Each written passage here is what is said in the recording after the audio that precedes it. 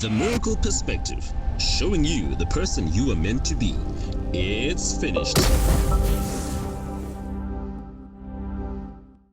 It's the time of the day. Please don't be late. Call your friends, I'll call my friends. Let's go and be changed. TMP is doing the most. TMP is doing the most. It's the time of the day. Please don't be late. Call your friends, I'll call my friends. Honestly speaking, I believe that love is overrated. And people are suffering unnecessarily so, all in the name of love. Why do I say this? I posted this last week on my status and people gave me comments. They're like, wow. And this is what I posted exactly. I said,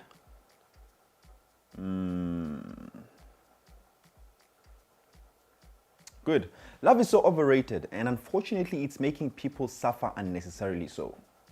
I'd rather stay with someone who doesn't love me, but we treat each other well, rather than stay with someone who loves me so dearly, but treats me like hell. I love many people, but I can't stay with all of them because of how they are. But I dearly love them. So my point is, love is meaningless if we cannot treat each other happily. Love is very easy. It's how we treat each other that's more important than love. Yeah, but I love him or her. Well, so what? You are suffering with him or her. So what's the point? What exactly do you love about him or her? And that's where I ended it off. And people gave me comments. They're like, did you speak about this on your YouTube channel? And I was like, nah, didn't see the need to. And then I think it was about 3 or 4 people that commented and they're like, is this on your YouTube channel? I'm like, nah, I just woke up and I felt like typing this. And that's why I decided to make this video. Because I just woke up and I felt like, let me just talk about this. The whole concept of love. Because when I look around, I see people in relationships that are toxic for themselves, relationships that are not working. And you wonder, why are these people still in this relationship? Worse, this relationship is not even a marriage kind of relationship. They're dating perhaps. And you're wondering, why are you keeping up with this guy or this woman with all that she's giving you? She doesn't respect you. She doesn't treat you well. Why are you doing it? You're like, yeah, but I love him or her. So what does that mean if you're not going to be happy? You know, but it's very complicated for me to reduce it to nothing. And Busi actually commented. This is what Busi said. Busi was like, wow, it actually makes sense what you're saying, because there are many people we love but cannot live with because of how they treat those around them or ourselves. I think this applies even to family. And I was like, wow, that's a very profound point. She was like, there are certain uncles I cannot imagine living with on a daily, but here I am choosing some random guy I'm not even related to just because they say they love me and I want to put up with their ill treatment for the rest of my life? What? And then she's like, yeah, some family members are very toxic and they think they can get away with it just because they are related to you. And I was like, this was so profound, which gave me this thought, an idea of trying to understand what exactly is this concept of love. Because I think my statement when I say love is so overrated and people are suffering because of it unnecessarily so, I have reduced that whole thing to nothing, which is not really nothing. Love is not nothing, it is something. But what is it? And I realized that in my definition of love, I was talking about the concept of love that is consuming our thoughts as people. It is not the actual definition or the true definition or the true sense of what love is that makes people suffer. It is the idea and the concept, our misconception of what love is that's making us suffer. Simply put, somebody asked me, somebody said, I think this was, Josephine, who was like, it depends on the kind of love you're talking about. And I was like, good shot. She gave me an idea. Because let's go to the actual definition of the word love. Let's find what love means from the dictionary. Because I think the concept of love is what making people suffer. It is not love. And according to the dictionary, this is dictionary.com, it says, first definition, love is a profoundly tender and passionate affection for one another or for another person. The second definition is the feeling of warm personal attachment or deep affection as for a parent, child, or friend. Number 3, sexual passion or desire. Number 4, a person toward whom love is felt, beloved person, sweetheart, whatever. And there's this one as well. I want the one from God, you know. The benevolent affection of God for his creatures, or the reverent affection due from them to God, which therefore leads us to the types of love that are out there as defined by the Greek philosophers. The Greek philosophers have tried to define love in many different ways. Other people say there's 4 types of love. Other people say there's 5 types of love. And the recent article that I found from mindbodygreen.com, they define 8 different loves. 8 different types of love. And I'm going somewhere with this. Stick around. I'm going somewhere with this. The first love, they say it's eros. That's passionate love, the romantic kind of love. Number 2, pragma, enduring love. Number 3, ludus, playful love. Number 4, agape love, the universal love of God. And number 5, it's philia, deep friendship. Number 6, philotia, self-love. Number 4, storge, familial love. 8, mania, obsessive love. These are all different types of love that are trying to define the concept of love. And in my understanding and trying to think about this, I tried to come with my own perspective on this whole concept of love.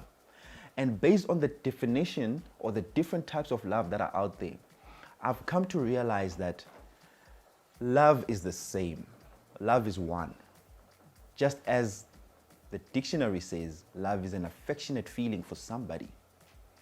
The difference is your intention and the meaning behind it.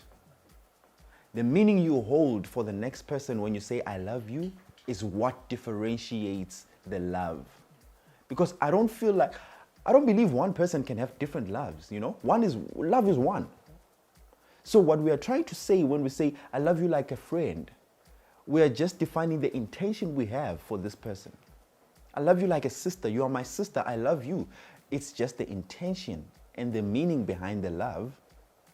And that's why I feel because of that concept of love, we therefore put ourselves under so much pressure to deliver things we cannot do in our own practical sense. There's certain type of love that we cannot deliver, like the unconditional love. That's a very unpractical kind of love to have as human beings. We have conditions, man. For example, if I have a wife or a girlfriend, it's conditional. I love her, but it's conditional. Because if she does things that will make me feel like I'm not going to stay with this person forever for the rest of my life, well, I'm going to leave you. As much as I love you, I'm going to leave you. But I feel like many people hold on to the concept of love, but I love him. What they're saying is I'm attached. I'm emotionally attached to him. It's hard to let go. And we are focusing a lot on the emotion instead of the respect element. Not only respect for the person, but respect for yourself. Many people use love to disrespect themselves. What does the Bible say about love? The scripture says, when the guys were asking Jesus which one is the highest rule or the highest law of them all, And then Jesus was like, the first one is love the Lord your God with all your heart and all your soul and everything you have. And the second one is love your neighbor as yourself. Now my question to you is, when they say love your neighbor as yourself, between the neighbor and yourself, who came first? Who must be loved first? Comment below. It's definitely yourself. So the Bible is making an assumption that you already love yourself. And because you love yourself, then you'll be able to love the neighbor. But the way we are doing this type of love thing, we are having it misconstrued because we love the other person more than we love ourselves. And that is called self-disrespect. That's why my conclusion in this matter is self-respect is more important than love. You need to respect yourself first. You need to love yourself first. Because when you love yourself, you will have standards for which you expect other people to love you or respect you. That is dope, I'm telling you. I'm telling you, I see the eye of beauty is busy nodding his head out there. It's because if you do not respect yourself or love yourself, anybody who says, I love you, you will be blown away by that. You will take in a lot of crap from other people because you don't love yourself. Now the question to you is, do you love yourself? Do you respect yourself rather? Because love is easy. It's easy to love anybody. To show you how easy it is to love anybody, spend 5 hours, minimum of 5 hours with one person. You meet this person today, I'm telling you, after 5 hours, I promise you, you might promise each other marriage immediately. That's how simple it is. Because of that emotional attachment you have with the person, you can develop it with anybody. It's easy. But the question is the treatment. Is the treatment what you are going to keep up with for the rest of your life? And that's where your own self-respect comes in to evaluate whether this type of treatment is what I want to deal with for the rest of my life. The unconditional love that we always talk about. I love you unconditionally. I love you unconditionally. All right, fine. Find your person cheating on you red-handed with 5 different people consecutively so. Let's see if you love him unconditionally. Let's see. You can't. It's impossible. There's certain things we can't do as human beings. As a parent, yeah, maybe I can try to love you unconditionally. I can. But okay, as a parent, you love me unconditionally, right? Say I kill your parent. You are my parent. Me now talking to my father. He loves me unconditionally, right? Say I go and kill his mother or his father. Let's see how that will play out. Is he going to love me unconditionally? Or maybe I kill my other siblings. Let's see, is that going to play out well again? Maybe he might try. But the only unconditional love we can expect is the one from God. We are people. We've got weaknesses. We are not perfect. We are weak. We expect a lot from each other. And because of that expectation, we keep up with a lot of rubbish. Therefore, we lose our own self-respect because we are expecting the unexpectable from human beings. I hope you get me. My invitation, the whole point of this discussion is that what's more important is self-respect. Love yourself enough to respect yourself enough and have standards for the person you are meant to be, the person you want to be. When you love yourself and respect yourself enough, you will focus on the person that you want to be, and that will inform the type of relationships you will have, the type of events you attend, because you respect yourself, you respect the person that you are meant to be, the person that you want to be. If you want to be a person that, the person that you want to be in your head, there's certain people you cannot hang around with, and that is called respect. There's certain events you won't attend, that is respect. There's certain people you won't associate yourself with emotionally. You will not date certain people because you respect yourself. So have self-respect for you to become the person that you are meant to be. Then you can say love is important. Do not elevate love. Love is nothing, man. It is something if you have self-respect. So focus on respecting yourself. Have self-worth. Believe that you deserve to become that thing that you were designed to be. Do not focus on the feelings. Love is all about the feelings, the emotions, the attachments. Easy. It can come and go. But the self-respect is what will help you make good and relevant and effective and efficient and sustainable decisions for your life and the person that you are designed to be. If you enjoy the content you're getting from the Miracle Perspective, 1, click on the subscribe button below. 2, share. 3, comment below. Let me know what you think about this. Do you think I missed out certain things? Do you think I'm wrong? Come on, let's debate. Let's have a communication. Let's have a discussion about this. I would like to hear your thoughts. Let me hear your perspectives around this. And do share this content. But most importantly, if you want to develop yourself as a public speaker, you want to have self-love, self-esteem, self-worth, you want to believe in yourself, you want to believe in your self-value, you want to build that value, you want to know what you have to offer in the world, but you don't know how to go about it. I have designed the TMP Academy for the people who want to become better than who they are today through public speaking and through being able to develop the self-esteem and self-confidence. I hold you by the hand. I become your coach to push you. You tell me where you want to go, and I hold you by the hand. I help you. I keep you accountable.